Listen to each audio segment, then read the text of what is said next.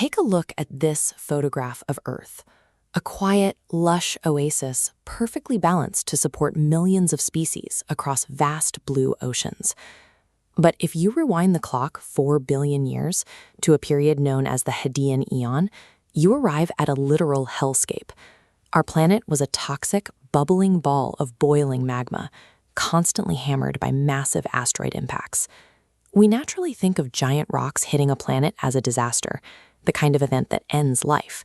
But the reality is that without this constant, horrific bombardment, Earth would have remained a dead, sterile piece of rock. Every feature keeping us alive today, from the water we drink to the air we breathe, was forged through extreme cosmic violence. To see how that violence began, we have to go back 4.6 billion years. Before the sun or planets existed, our neighborhood was the solar nebula, a dark, freezing cloud of space dust and gas floating in the void. Then, a neighboring dying star exploded into a supernova. That blast sent massive, high-energy shockwaves tearing straight into our quiet dust cloud. The force of that impact caused severe gravitational instability. Parts of the gas and dust began compressing inward, forcing the entire nebula to collapse in on itself and spin rapidly into a flat, rotating disk. The destruction of a neighboring star provided the exact kinetic trigger required to wake up a dormant dust cloud and build our solar system. As this diagram illustrates, the pressure at the center of that spinning cloud grew so intense that it ignited nuclear fusion, creating our sun. The sun instantly swallowed up 99.8% of all the available mass in the nebula. Everything else, every planet, moon, and asteroid, had to be built from the remaining 0.2%. The leftover dust particles began sticking together through static electricity and chemical bonding in a process called accretion. Tiny clusters became rocks, rocks became mile-wide planetesimals, and gravity crushed them together into small protoplanets. These growing protoplanets were trapped in a chaotic, crowded orbit.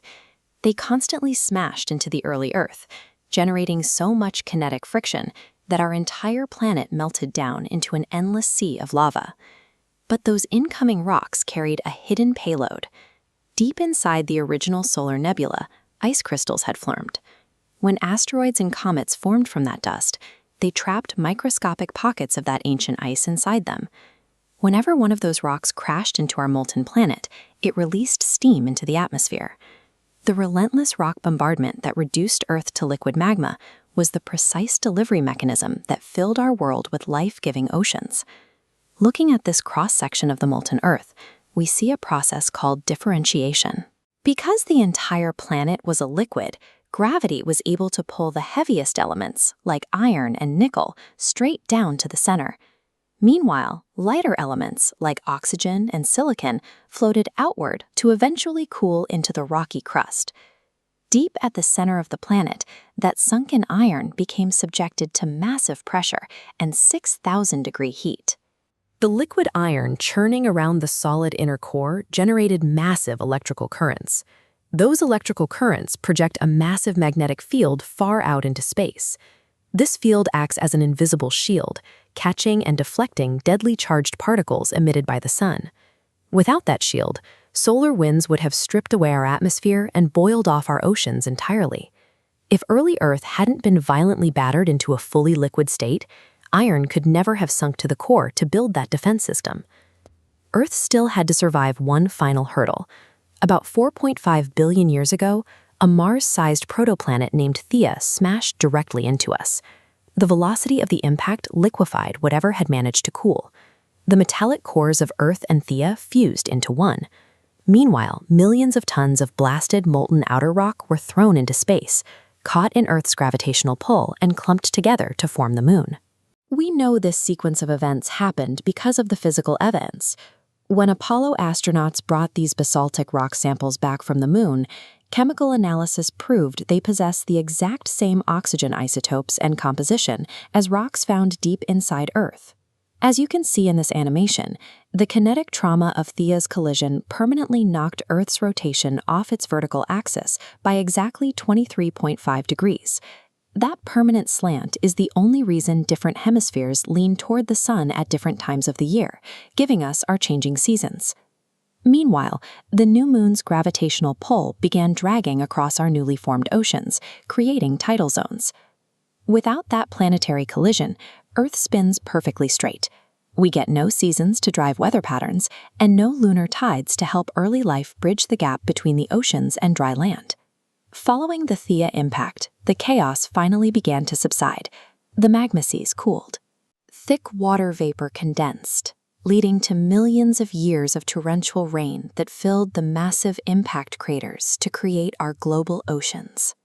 When the skies cleared, Earth was left holding a specific set of traits: the perfect distance from the sun, the exact right amount of volcanism, a dense radiation-blocking iron core, and a perfect axial tilt. Contrast this with our neighbors. If the volcanic greenhouse effect had been slightly weaker, we would have frozen over like Mars. If it had been slightly stronger, heat would have run out of control, turning us into a toxic furnace like Venus. The conditions for life are narrow.